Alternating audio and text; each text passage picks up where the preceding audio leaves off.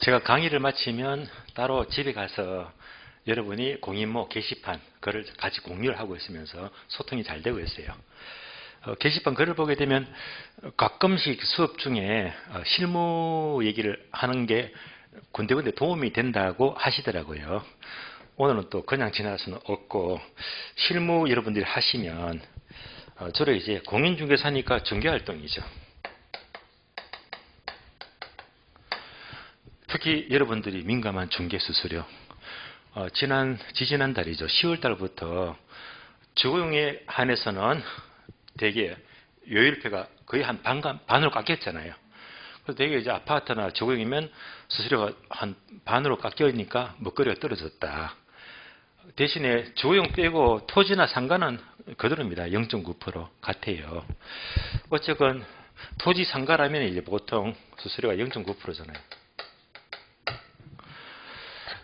그런데 저희 경우는 중개를 하면서도 컨설팅을 하고 있습니다. 여러분도 아무래도 학교 가시면 중개만 하시면 여러분들 중개법 공부하시면 법정 수수료밖에 못 먹어요. 법정 수수료밖에 못 먹습니다. 경우에 따라서는 재미가 없을 수가 있어요.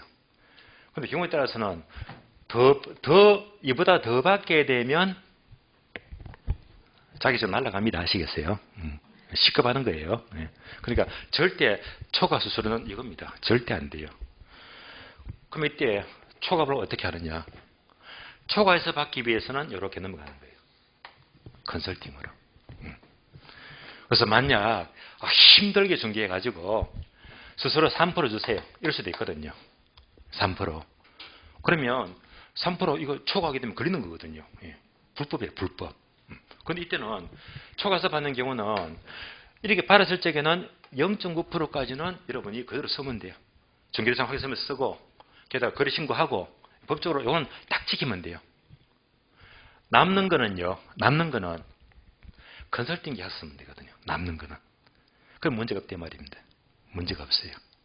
그래서 이러기 위해서는 따로 이제 따로 법인을 설립해야 됩니다. 따로 법인. 뭐 법인 설립에 돈 들지는 않잖아요. 여기다 항목을 많이 집어넣어 가지고 초과분에 대해서는 이렇게 하게 되면 좀 피해 나갈 수는 있어요. 이거는 탈법은 아니에요. 뭐 이제 공문을 하니까 법은 지켜야 됩니다. 그래서 제가 이번 주 지난주 한 주일 동안에 여러 가지 또 실무를 지켜보면서 저한테는 아주 꽤 큰 물건을 지금 의뢰를 받았어요. 얼마짜리인가 하면요. 금액이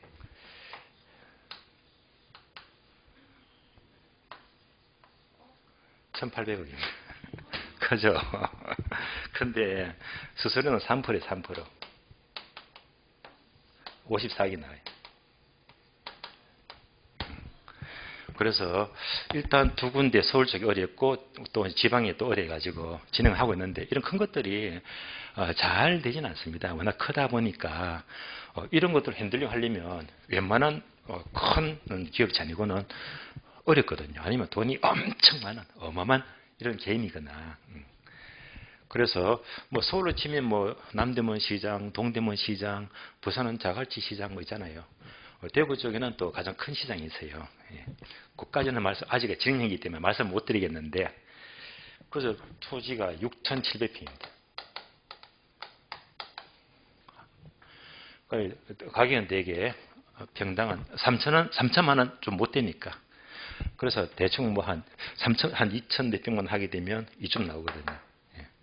이 땅에다가 이제 공동주택을 지을 수도 있고, 공동주택을. 아니면 주차 빌딩. 어마어마한 주차 빌딩입니다. 둘 다 수지가 좋아요. 그래서 이거 전부 다, 땅이 크니까 전부 다 지주 작업 해야 되거든요. 용역 작업. 이거를 하는 게 아니라 벌써 95% 완료를 했어요. 다 끝냈습니다. 끝내기 때문에 거리만 붙이면 되거든요. 그래서 이 하신 분하고 이제 저랑 미팅했어요. 며칠 전에 해가지고 수지 분석표, 사업계획서 다 받아왔는데 일단 이게 실체를 확인하니까 위치도 좋고 해가지고 일단 밀어붙여 보자. 되면 제가 이 자리에 없을지도 몰라요. 그렇진 않고요. 어쨌건 야 생각보다 크다. 큰 것도 여러분들이 하면 되거든요. 왜 맨날 그릇이 작아서 맨날 뭐 아파트 말 겁니까? 여러분 중개하게 되면 주거용은 필수입니다. 이거는 나이와 관계없이 누구나 할 수 있는 거잖아요. 그런데 이거는 쉽게 말하면 기본입니다. 기본. 이거에다가 더하기 전공, 부전공을 정해야 됩니다. 전공, 부전공. 그러니까 이것만 해서는 돈 못 벌어요. 여러분 하시면 이거 누구나 다 하는 거니까. 그러면 이제 전공을 딱 정해야 됩니다. 저 같은 경우는 이제 상가 또는 개발입니다. 저는 이게 많거든요. 부전공 뭐 토지라든지 또는 뭐 나는 전공이 상가다, 부전공 경미라든지 이런 식으로 확실한 내만의 노하우를 만들어야 되거든요. 그래서 주거용만 했다가는 사실은 너무나 일반적이니까 먹고 살기 힘들어요. 주거용은 필수고 이 외에도 항상 여러분들이 학교 계실 때는 내 전공은 확실히 이거다. 그다음에 부전공까지 정해놓고 해야지 실무가 제대로 되는 거예요.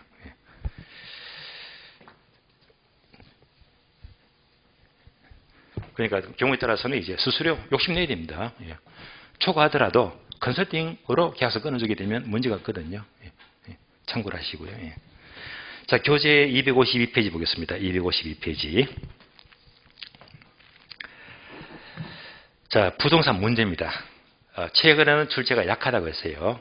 부동산 문제, 자, 칠판 볼까요? 부동산 문제는 키워드가 부동산과 인간과의 관계 악화 현상입니다. 관계가 악화되지 않으면 문제가 될 수가 없다는 말입니다. 그러면 우리 교재 볼게요. 1번, 거래 1번. 문제의 의의를 보게 되면 부동산 문제란, 자, 밑줄입니다. 부동산과 인간과의 관계 악화 밑줄. 나왔잖아요. 그대로 이해가 되고 있잖아요. 넘어갑니다. 자, 거래 2번. 토지 문제. 나왔죠? 부동산 문제는 토지 문제와 주택 문제가 있다. 그러면, 자, 토지 문제는 가장 큰 문제가 우리는 땅이 부족합니다. 토지 부족. 얘가 바로 오른쪽 페이지 반괄호 2번에 있죠. 토지의 물리적 문제로서 절대 토지가 부족하다. 그냥 제목만 내용 안 읽어도 괜찮아요. 자, 가로 2번에서는 오른쪽에 단어 있죠. 토지 부족 밑줄 하시고 제목만 토지 부족 밑줄 하시고 그리고 3번 내려가죠. 토지의 경제적 문제는 동그라미 1번 집가구 밑줄. 땅값이 계속 집가구 올라가니까 투기가 극성을 부리잖아요. 그래서 아래 박스, 박스 보니까 집가구의 폐단과 순기능이 있죠. 요거는 이렇게 체크하시고 다 쉬운 내용입니다. 읽어볼 만합니다. 왜? 만약에 문제가 여기서 많이 나왔기 때문에. 그런데 상식입니다. 얘는요. 굳이 공부할 필요가 없는 거예요. 자, 집가구 때문에 폐단 여러 가지 항목이 있죠. 기업번. 땅값이 올라가니까 기업번, 주택 가격이 상승하더라.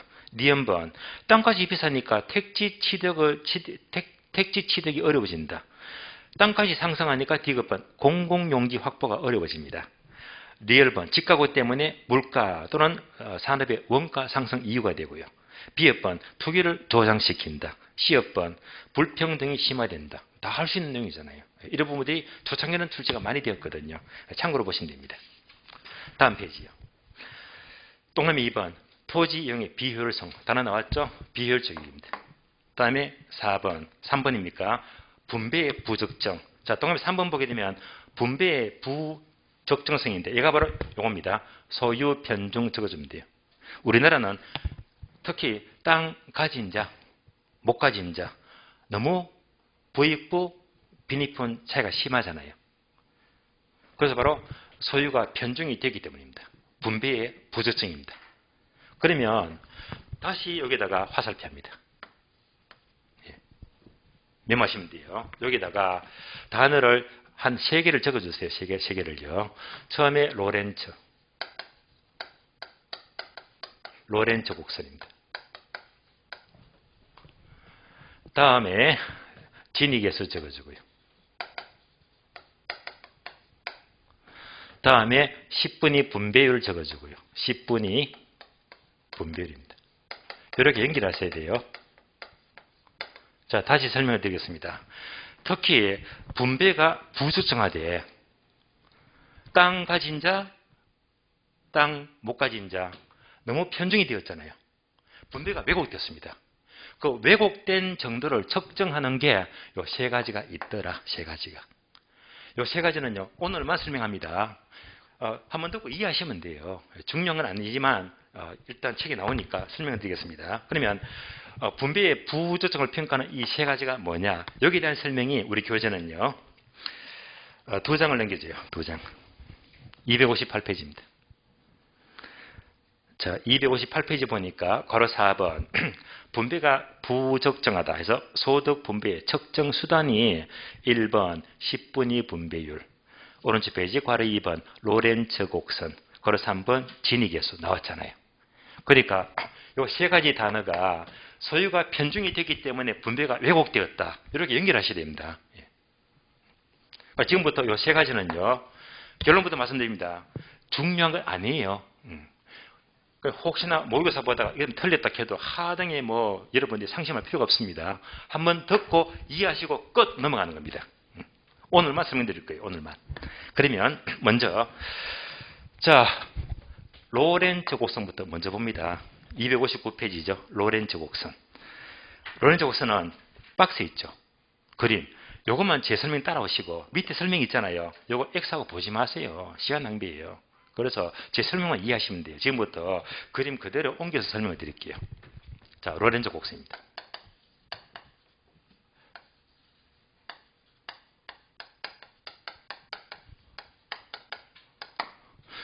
자, 박스 보니까 그림이 이렇게 나와요.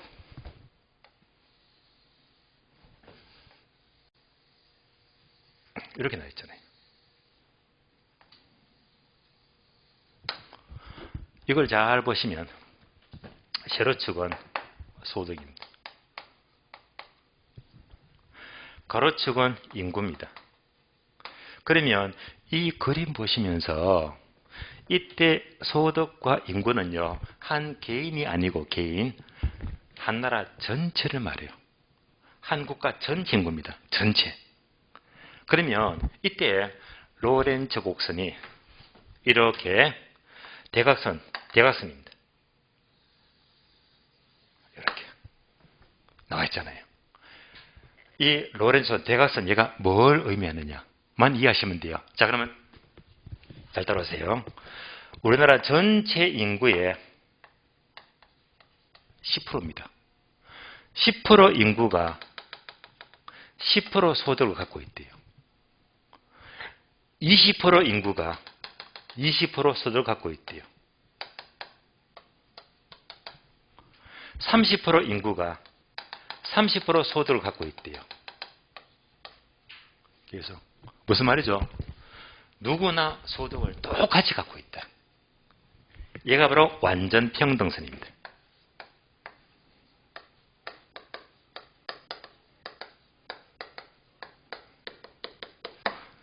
그래서 누구나 똑같이 소득을 갖고 있는 거예요.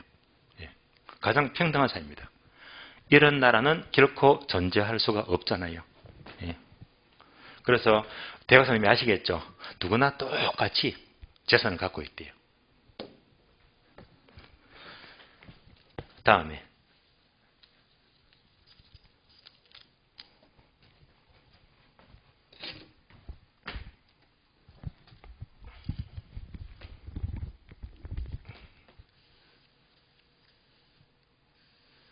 자, 로렌츠 곡선이 이렇게 볼록합니다. 이렇게 돼 있죠. 얘가 뭘 말하느냐? 얘는요, 이만큼이 30% 인구입니다. 자, 30% 인구가 얼마? 소득을 겨우 10% 갖고 있대요. 그러면 30% 인구가 10% 소득만 갖고 있으면 이 사람들이 못 산다는 말이잖아요. 그러니까 이제 이만큼 볼록한 것이 바로 이것을 의미하고요. 그러면 점점점 더 볼록해집니다. 이만큼요. 와, 이만큼입니다. 여기까지 알아야 됩니다. 얘가 뭐냐? 얘는요, 90% 인구. 90%의 인구가 겨우 10% 소득을 갖고 있대요. 그러니까 90% 인구가 전부 다 거지처럼 못 산대 말입니다. 이해되시겠죠? 자, 결론. 로렌츠 곡선이 대각선에서 볼록하면 볼록할수록 잘 산다, 못 산다. 못 산다. 끝. 따라서 로렌츠 곡선은 얘가 완전 평등선. 볼록할수록 소득 구조가 왜곡되었다. 불평등도가 높대요. 만약 로렌츠 곡선이 이겁니다. 직각이래요. 얘는 무슨 말이죠? 한 사람이 모든 땅을 전부 다 갖고 있대요. 얘는 뭡니까? 1인 독점입니다. 얘는 완전 불평등입니다.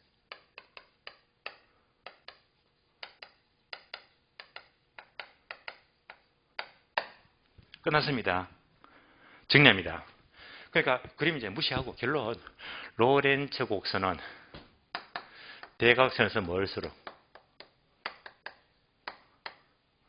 대각선에서 멀어질수록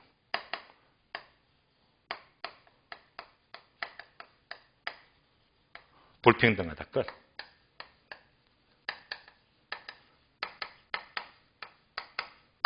이것만 기억하시면 돼요. 여기까지만 따라오시면 그 다음부터는 아래 설명 보지 마세요. 읽으면 시간 낭비고 괜히 헷갈려 버립니다. 자, 이제 두 번째 진익에서 우리 최근 거래 3번이죠. 진익에서. 자, 진익에서도 이 설명 보게 되면 박스 뒷페이지 보게 되면 이대로 보게 되면 이해가 안 돼요. 그러면 이제 다시 자, 그림 보시면서 진익에서는 로렌츠 곡선은 이제 그림 볼 줄 아시겠죠? 멀어질수록 불평등하다. 그림으로. 근데 이것을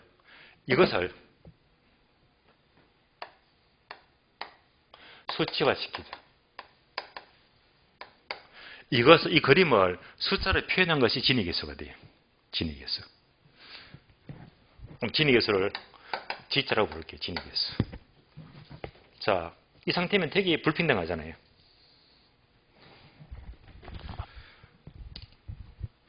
자, 현재 이만큼 볼록하면요. 90% 인구가 10%만 갖고 있어. 너무 못 사는 사이잖아요. 그래, 이것을 수치화 시켜보자. 수치화. 그럼 진익에서는요, 이렇게 보시면 돼요. 얘는 요 그림 보시면서 빗검친 부분, 얘가 알파, 빗금 안 친 부분이 있죠. 얘가 베타. 우리 최근 A, B 나와 있어요. A, B, 알파, 베타. 그럼 이거 합치면 전체 삼각형 면적이 나오잖아요. 전체. 그래서 분모가 알파 플러스 베타가 돼요. 그림으로 치면 삼각형 전체 면적입니다. 다음에 분자는요. 요거 빗금 친 거. 그러니까 알파가 됩니다. 알파가 되고 그림으로 본다면 빗금 친 부분입니다. 그럼 현재 이 그림은요. 90%가 10%밖에 못 가졌을 만큼 사회 분배 소득이 왜곡이 되잖아요. 그러니까 요 면적이 몇 프로지? 90%. 90%. 이렇게 보게 되면 얘가 0.9가 나온다. 현재 이것을 숫자로 나타낸 거잖아요. 따라서 결론적으로 진익에서 G 값은요. 진익에서 값은 0보다는 크고 1보다는 작은 값을 가진다.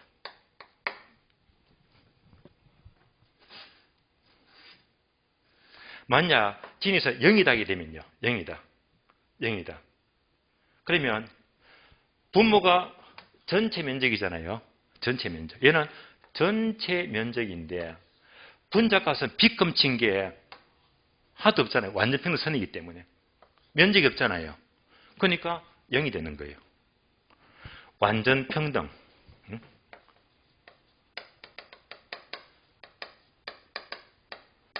1이 되면요. 분모가 전체 면적인데요. 전체 면적인데 1이 되면 이게 전부 다 분자도 전체 면적이잖아요. 그러면 약분되어서 1이 되거든요. 얘는 완전 불평등입니다.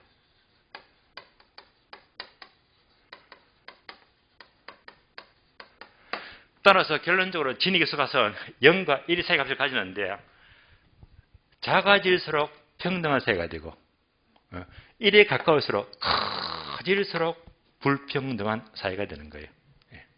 따라서 진위교섭합성 결론. 얘는 결론 1에 가까울수록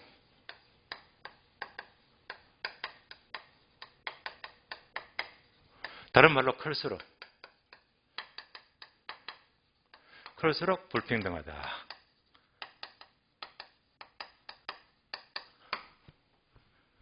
되시겠죠? 그럼 끝난 거예요. 결국 로렌츠 곡선이 되어서 멀다는 것은 진위기술 값이 1에 가깝다. 같은 말입니다. 여기까지. 다음에 그럼 1분위, 10분위 분별이죠. 10분위 분별. 세 번째가 10분위 분별입니다.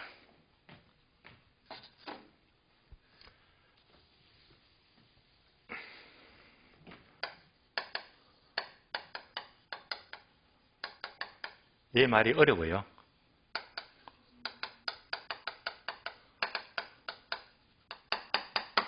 그러면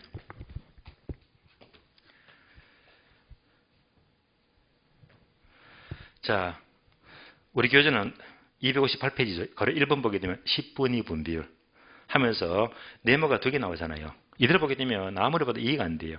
다만 첫 번째 네모 보니까 10분위 분별 땡땡 해놓고 분자 분모 숫자가 나와 있잖아요.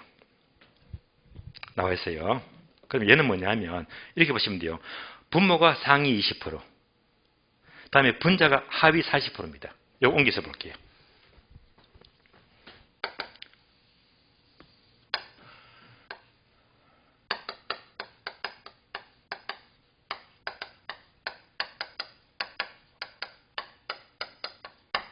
자, 분모가 상위 20% 소득이 합계고요. 분자가 하위 20% 소득 합계다. 얘가 바로 10분위 분별입니다. 그리고 내용 보게 되면 이게 억시 굉장히 헷갈리고 어렵거든요. 근데 설명만 잘 따르시면 돼요. 10분위 분별하면 이렇게 봅니다.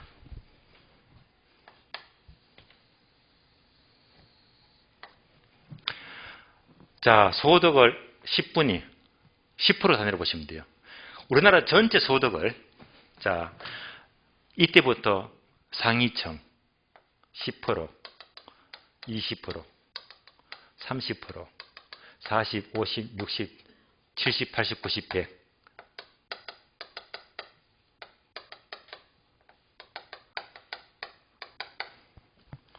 그러면 얘는요 잘 살지. 상류층. 얘는요 못 살아요.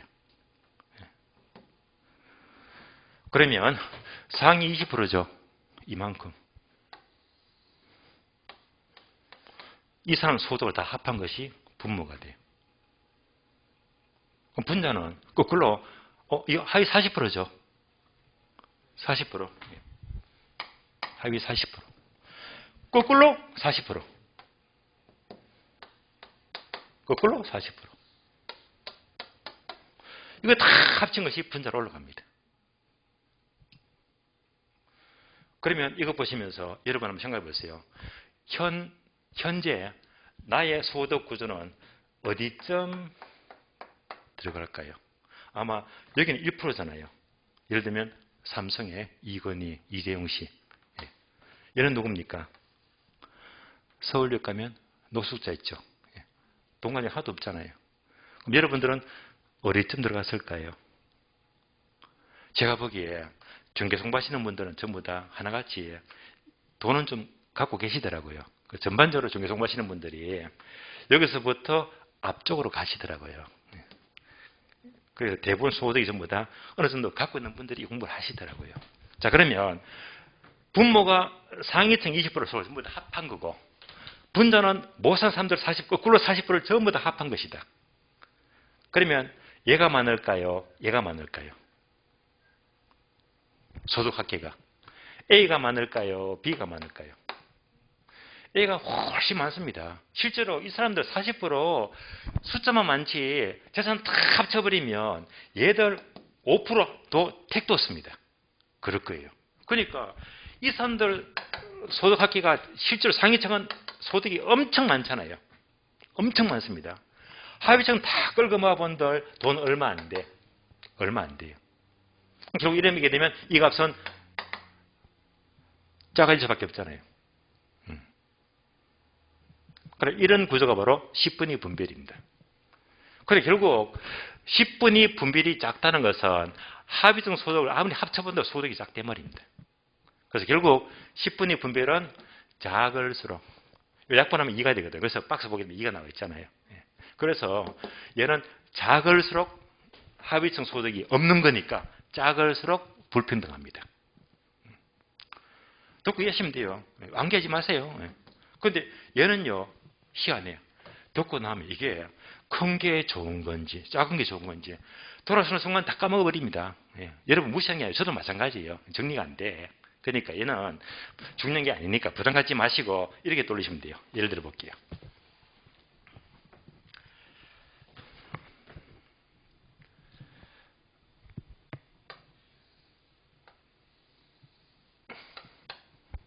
제가 뭘 그렸습니까? 예, 사과. 제가 그림을 잘 그리나 봐요. 사과라고 하시네. 사과. 사과가 6개 있어요. 6개. 그러면 어느 집에 삼형제가 있어. 장남, 차남, 막내가 있어요. 저 같으면요, 사과가 6개 있다면 그냥 너 2개, 너 2개, 너 2개 주겠습니다. 저는 차별 안 해요. 이렇게 키우겠어요. 이 말이 뭐냐? 이 말이 뭐냐? 여기다가 상속을 집어넣어, 상속을. 내가 죽을 때. 재산을 어떻게 물려? 저는 쿨하게, 이렇게 깨끗하게 n분의 1을 줄 겁니다. 그러나, 현실의 우리 사회는 장남 선호잖아. 실제로 얘를 최고 많이 줘. 3개 줘요. 예? 다음에 너는 2개 먹어. 막내 1개 처먹어 하면서 1개만 준대 말입니다. 이거는 문제가 안 생겨요. 이게 우리 현실입니다. 장남 선호기 때문에. 근데 문제는 뭐냐? 1개 버는 막내가 입이 쭉 나와요. 욕 나옵니다. 예. 내가 뭔데 하나만 주느냐? 불만 많이 가지잖아요. 왜 불만 가집니까? 분배가 많아요, 분배가 적어요? 분배가 적잖아요. 분배가 적을수록 불평이다 이 말입니다. 되시겠죠? 이렇게 편하게 생각하시죠. 그러니까 분배가 적을수록 불평등해. 그러면 끝나는 거야. 이렇게 정리 안 해버리면 이게 큰 게 나쁜 건지 나중에 나쁜 건지 헷갈려 버리니까 편하게 분배가 적을수록 불평등하다 하시면 되고, 지금까지 로렌츠를 수치한 게 진위계수 그리고 분배율, 이 3가지는 분명히 제가 이해를 시켜드렸어요. 내년부터 입도 빵끈 안 할 거예요. 왜? 거의 안 나오니까. 책에 나왔으니까 설명을 드립니다. 그래서 충분히 따라오시면 돼요. 확인하고 넘어갑니다. 자, 소득의 불평등도, 즉 소위 편중이다. 이 3가지 설명드렸는데, 로렌츠 곡선은 대각선에서, 자, 볼로 가서 뭘수록 평등, 불평등? 불평등. 이걸 숫자로 표현한다. 진위계수는 1에 가까울수록, 클수록, 1에 가까울수록 평등, 불평등, 1에 가까울수록 불평등. 10분의 분배는 작을수록 불평등이지. 여기까지 끝. 지금 설명으로 여러분들이 앞으로 내년도 어떤 모의고사 시험보다도 다 풀립니다. 그러니까 여기까지만 있다면 책을 안 봐도 괜찮아요. 결과만 아시면 돼요. 자, 이어서 계층별 소득 분배를 다 설명드렸으니까 다시 원래 페이지 보세요. 254페이지입니다. 자, 254페이지. 토지 문제 짚어봅니다. 토지 문제가 여러 가지가 있다. 특히 소유 편중 관련해서 몇 가지를 설명을 드렸고요. 그 다음에 2번째 주택 문제. 우리 책을 보시면 254페이지 괄호 3번 주택 문제가 나와요. 자, 그러면 다시 복잡합니다. 주택 문제는 처음에 우리나라가 턱없이 주택 수가 부족했죠. 양적으로 부족했잖아요. 이게 주택 보급률이 100% 넘었었거든요. 일단 해결은 되었어요. 그러나 여전히 질적 문제가 남았다. 그래서 이 문제를 그대로 보는 거예요. 그래서 오른쪽 페이지 보시면 동그라미 1번 주택의 양적 문제. 자, 설명이 되게 많죠. 읽어보지 마세요. 읽어보시면 시간 낭비예요. 다만 동그라미 디귿번이죠. 디귿번. 디귿번은 두 줄만 그대로 밑줄 주세요. 서로 주택 보급률이 100%를 초과하였다고 하더라도 시장의 효율성과 형평성이 달성되었다고는 볼 수가 없으므로 정부의 계속적인 정책이 필요하다는 정도 가볍게 이해하시고, 나머지는 뭐 보지 마세요. 읽어본들 전혀 공부는 시험과 관계가 없습니다. 무시해버리고. 자, 대신에 맨 밑에 비읍번 있죠. 동안 비읍번. 얘는요 가볍게 확인합니다. 주택 수요의 양적 증가 요인. 예. 양적 증가 요인은 항목 6개 나오잖아요. 6개. 자, A번 인구의 증가, 인구 동그라미. 자, 인구가 자꾸 증가하면 집이 필요하다 이 말입니다. 주택 수요가 필요하잖아요. 수요 증가 요인. B번 핵가족화 현상. 얘가 다른 말로 가구 분리죠. 가구가 분리될수록 주택이 필요합니다. 주택 수요 증가입니다. 다음에 기존주택이 노후화되면 새 집을 짓고 이사 가야 되겠죠. 또 D번 공공사업으로 주택을 철거하게 되면 그만큼 또 집이 필요합니다. 다음에 2번 필요 공가율의 증가. 자, 2번 밑줄 하세요. 필요 공가율의 증가 밑줄. 자, 이거는 그냥 정리해서는 이해가 안 됩니다. 보충 설명이 필요합니다. 자, 필요 공가율의 증가를 밑줄 했다면 이렇게 적어줄래요. 필요 공가율 증가 밑줄 했잖아요. 옆에다가 괄호 적어져 있고,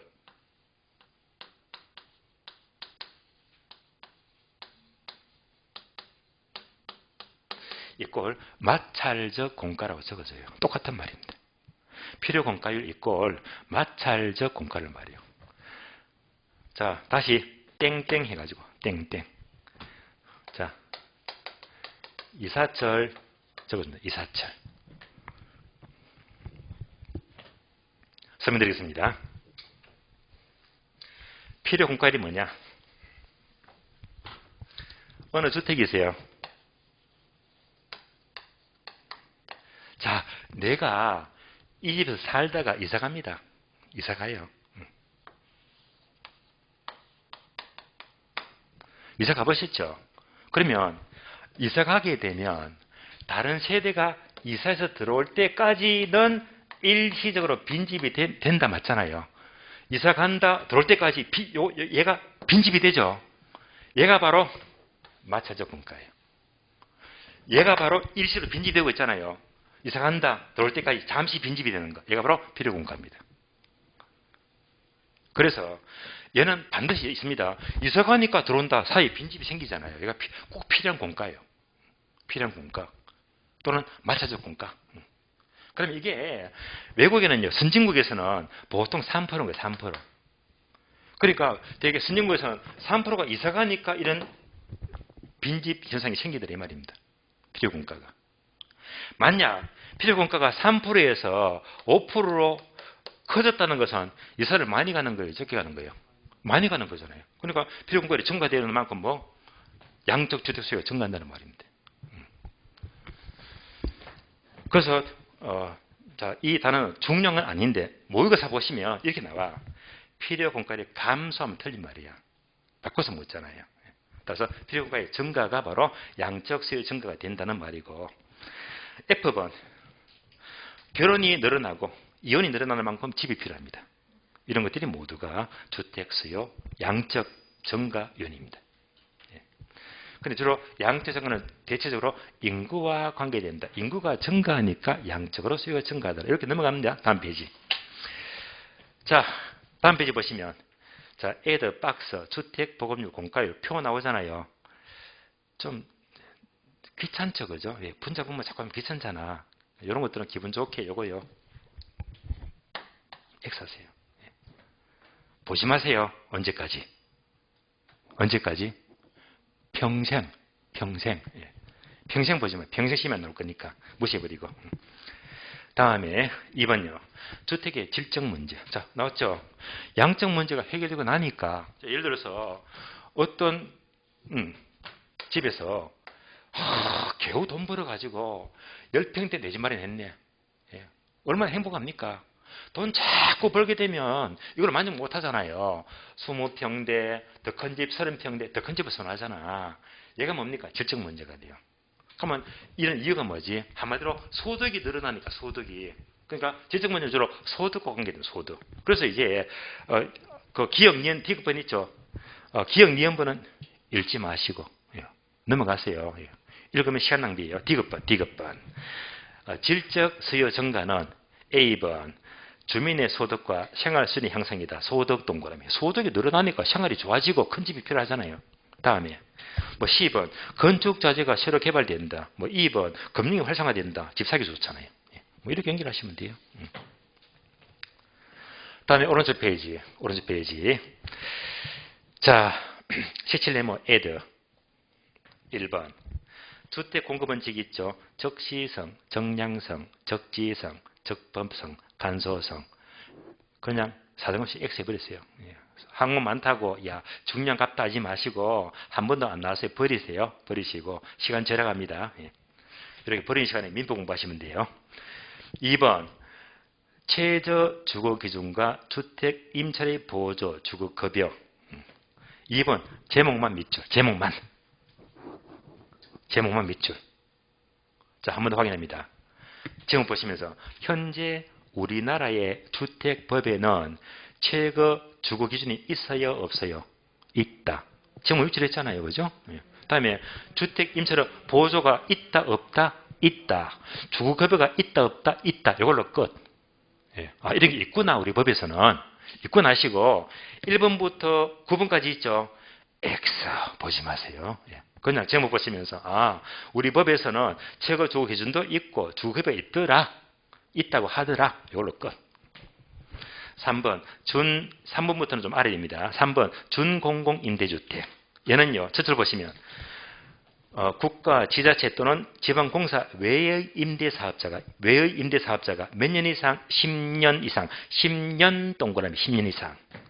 10년 이상 임대하는 전용면적 85제곱미터 이하의 임대주택을 말한다. 해서 준공공 임대주택은 얼마 기간? 10년. 그러면 이걸 바꿔서 뭐래요? 20년 틀린 말, 8년 틀린 말, 몇 년? 10년.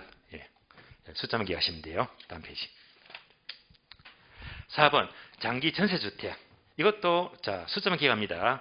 자 국가 등등등 국가 지자체 등의 지방공사가 임대할 목적으로 건설 매입하는 주택으로서 몇 년? 20년 동그라미 20년.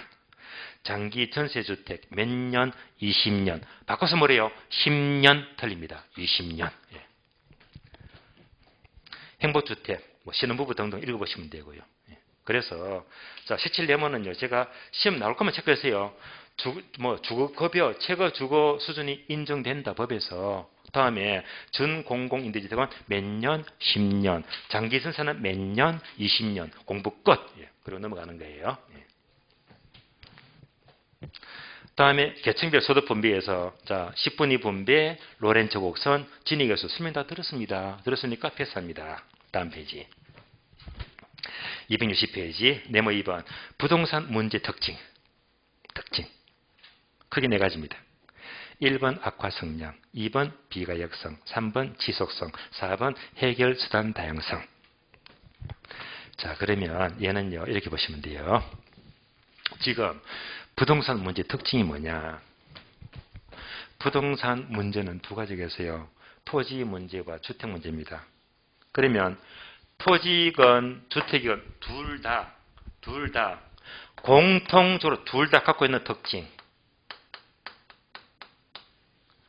둘 다 모두 갖고 가진 게 요 네 가지입니다. 둘 다 가진 공통되는 특징입니다. 내용은 쉬워요. 1번 악화 성량. 제목 그대로 보세요. 점점 더 악화된대요. 문제가 한 번 발생하면 갈수록 악화된대요. 자, 이러면 우리 속담에 악화 성량과 비슷한 속담이 있거든요. 여러분 아시는데 바늘 도둑이 무슨 도둑이 된다? 소도둑이 된다. 점점 악화되고 있잖아요. 그렇게 돌리시면 돼요. 그래서 박스 보니까 예를 들면 1번 주택 공급을 중단하니까 갈수록 질적 양적 문제가 악화된다. 나빠지고 있죠. B번 지가 대책을 소홀히 하니까 지가가 올라서 점점점 여러 산업의 영향 나빠진다. 악화 성향입니다. 넘어갑니다. 2번 비가역성. 자, 비가역성. 이 단어는 기억해야 됩니다. 비가역성. 비가역성 쉬운 말로 돌이킬 수 없다. 원래대로 회복이 어렵대요. 돌이킬 수가 없는 성질이 바로 비가역성입니다. 그러면 비가역성하게 되면 첫 줄, 한번 문제가 악화되면 다시 원래대로 회복하기 어렵단 말입니다. 그러면 비가역성하면 회복, 돌이킬 수가 없다. 자, 이것과 비슷한 속담 한번 떠올려볼까요? 우리 속담에 소 잃고 뭐 고친다? 외양간 고친다. 외양간 고쳐본들 잃어버린 소는 돌아오지가 않잖아요. 바로 비가역성입니다. 그래서 자 1번 한번 폭등한 지가는 다시 원래대로 잘 안 돌아옵니다. 비가역성. 2번 건물을 잘못 지어버리면 다시 철거가 어려워요. 돌이킬 수가 없잖아요. 예, 모두가 비가역성입니다. 3번 지속성은 시간이 흘러갈수록 계속 지속이 되는데 뭐 쉬운 말로 계속성. 문제가 계속된대요. 자, 우리 속담에 이런 말이 있죠. 어떤 게 있습니까? 3살 버릇 언제까지 간다? 8까지 간대. 얘가 바로 지속성입니다. 계속 간대요. 계속 된대요. 4번 해결 수단의 다양성. 부동산 문제 첫 줄. 문제 해결은요. 세금, 금융, 재정, 주택, 건축, 택지 개발 아주 다양하고 아주 복잡합니다. 복잡하기 때문에 두 번째 줄. 부동산 정책은 무선 정책, 종합 정책 밑줄. 종합 정책으로서 정책을 해 나가야 되는 것이지 개별 정책 틀린 말입니다. 그래서 개별 정책이 아니고 문제가 아주 복잡하고 다양하기 때문에 종합 정책이 필요하다는 말입니다. 이걸로 끝. 자, 이상 내용들은 여러분들이 잘 편하게 따라왔을 겁니다. 그래서 여기까지가 부동산 문제가 돼요. 그래서 이제 문제에 대해서 토지 문제, 주택 문제, 공통된 특징 해서 요 체계를 다 잡아들었습니다. 그리고 요 체계는요, 입문 과정에서 설명을 드렸고 1월달부터는 설명 안 할 겁니다. 왜 안 합니까? 하게 되면 그분들은 부득불 입문을 소급해서 이거 볼 수밖에 없어요. 왜냐? 예능 결론 최근에 거의 안 나와요. 안 나오기 때문에 중요하면 매월 강조하겠지만 이걸 설명을 다 할 만큼 앞으로 과정이 빡빡하거든요. 일정이 빡빡하기 때문에 자, 이 과정은요. 오늘 듣고 충분히 따라왔을 겁니다. 이대로 가져오시면 돼요. 문제 다 풀립니다. 여기까지. 자, 그럼 한 장 넘어갑니다. 드디어 본론 262페이지 제2절 부동산 정책. 자, 7번 봅니다. 7번 보시면 결국 부동산과 인간과의 관계가 악화되니까 문제가 발생해요. 이걸 가만히 두게 되면 점점 악화된다. 악화 성량. 돌이킬 수가 없다. 비가역성. 계속된다. 지속성. 풀리면 복잡해. 해결사는 다양성이잖아요. 그러니까 이게 점점 나빠지니까 정부가 개입합니다. 그래서 정부가 개입하는 공적인 노력입니다. 이가 바로 정책이다. 정책. 정책은 크게 세 가지. 토지 정책, 주택 정책, 초세 정책인데요. 그러면 얘는요. 상세한 내용들은 제가 지난 시간에 다 적어드렸죠. 그죠? 예. 그거를 이럴 때부터 전부 다 공부 다 제가 설명 다 해드릴 거예요. 그러면 오늘은 또 뭘 보느냐? 요거 보는 겁니다.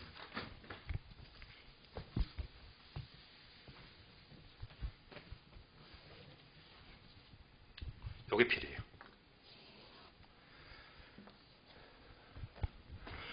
문제를 해결하기 위해서 정부가 개입하는데 왜 정부가 개입합니까? 그래서 정부 개입의 필요성입니다.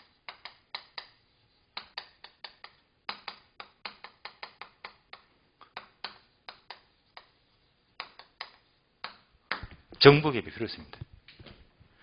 얘는 매년마다 거의 한 문제 꼭 나옵니다. 중요한 거예요. 예.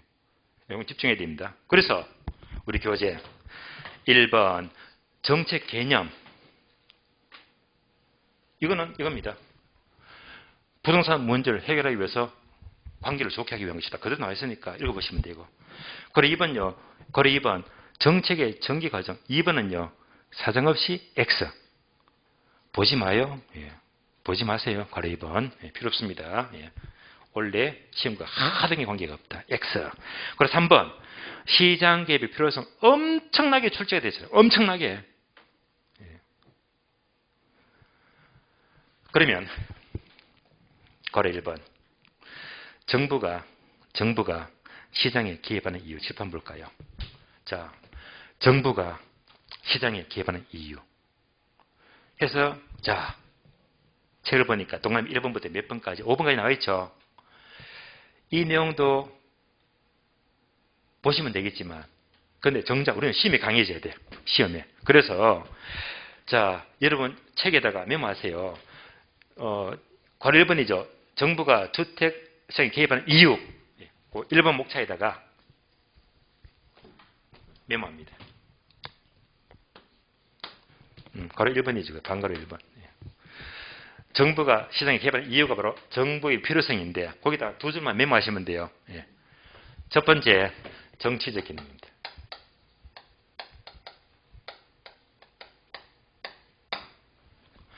두 번째가 경제적 기능입니다.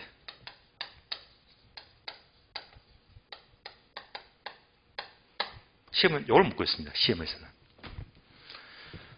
정치적 기능이 뭡니까 하는 것은 바로 사회적 목표 달성입니다.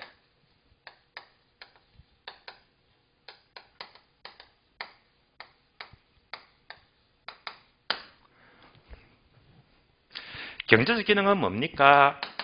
시장 실패를 수정하는 것입니다.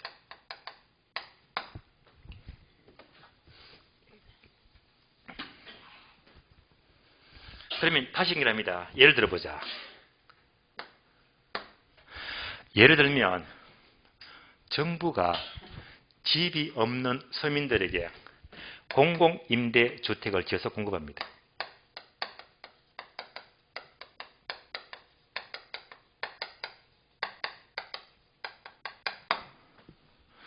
자, 이걸 한 줄 그대로 보시면 돼요. 정부가 개발한 기능은 그게 두 가지인데 정치적 기능은 바로 사회적 목표를 달성하기 위한 목적이고 그런 대표적인 예가 서민들에게 공공임대주택을 지어서 공급하는 것은 사회적 목표를 달성하기 위한 정부의 정치적 기능입니다.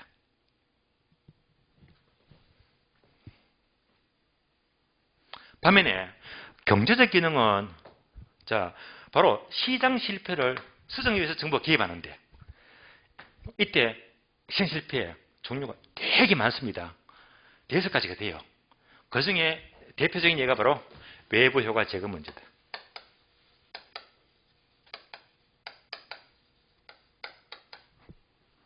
연결합니다.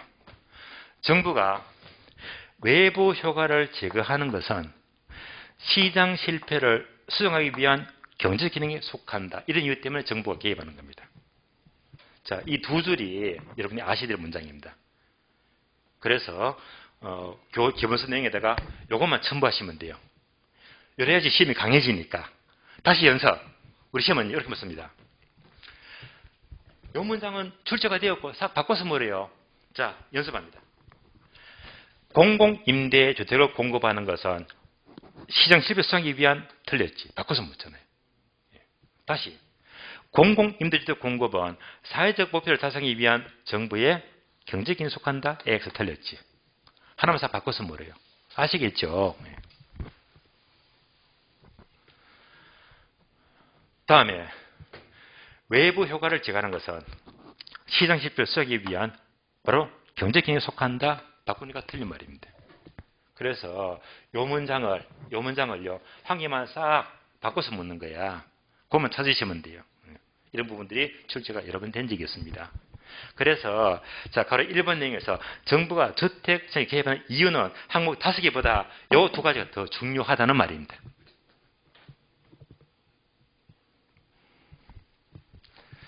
그럼 다시 오른쪽 페이지 2번 시장 실패의 의 나오잖아요. 시장 실패. 나왔죠 이거.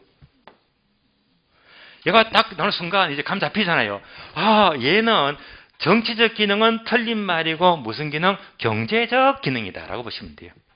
그럼 이지고 있잖아요. 그래서 결국 자, 시장 실패는 책 안 봐도 돼요. 이 단어만 봐요. 처음 보는 것만 처음 봐. 처음 보는 단어인데 뭔가 느낌 안 나요? 자, 시장 실패 단어를 딱 보니까 이 단어를 그대로 직독 지켜하자면 자원 배분이 효율적이다, 효율적이지 못하다. 효율적이지 못하다. 말 그대로 얘는 자원 배분이 효율적이지 못하다. 그래서 바로 비효율적인 자원 배분입니다.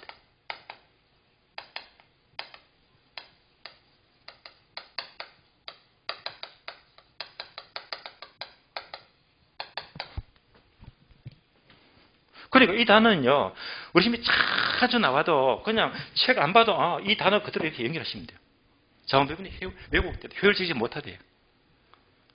그러니까 얘를요, 시장에 그대로 맡기면 계속 자원 배분이 비효율적이기 때문에 이것을 고치기 위해서 정부가 개입한다는 말입니다. 개입한다. 그러면 시장 실패는 여러 가지가 있어요. 여러 가지. 얘가 중요합니다. 항상 A급이에요. 그래서 여러 가지가 있는데, 여러 가지. 그 중에서 교재 봅니다. 263페이지. 시장 실패 나왔잖아요. 그러면 이것의 종류가 여러 가지가 있는데, 한장능입니다. 첫 줄, 3번. 시장 실패 원인. 지금부터 제목만 밑줄 납니다. 제목. 이런 게 있다는 거는 시험이 나오니까 제목만 체크하세요. 제가 불러드리는 것만. 동그라미 1번. 규모의 경제 밑줄. 끝에 보시면 시장의 불안전성 밑줄. 불안전 시장이죠. 밑줄 두 개 있죠. 2번. 공공재 밑줄. 3번. 불확실성 괄호 정보의 불안전성 밑줄.